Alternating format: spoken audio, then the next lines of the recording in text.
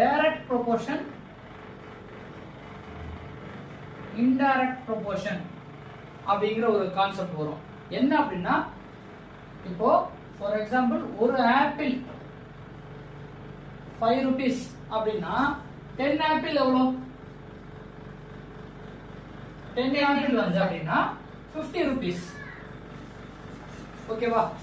அதாவது இந்த சைடு குவாண்டிட்டியை நம்ம இன்க்ரீஸ் பண்ணும்போது இந்த சைடோட வேல்யூவும் சேம் ப்ரொபோர்ஷனுக்கு இன்க்ரீஸ் ஆச்சு அப்படின்னா இது டைரக்ட் ப்ரொபோர்ஷன். அதாவது இந்த பக்கம் இன்டூ 10 பண்ணிருக்கோம், அதுக்கு பேரலா அந்த சைடு RHSலயும் இன்டூ 10 பண்ணி கிடைக்கிறது டைரக்ட் ப்ரொபோர்ஷன். அதே மாதிரி இப்போ இதை இன்வெர்ஸ்லி சொல்லலாம். 5 mango 50 rupees அப்படின்னா 2 mango எவ்வளோ?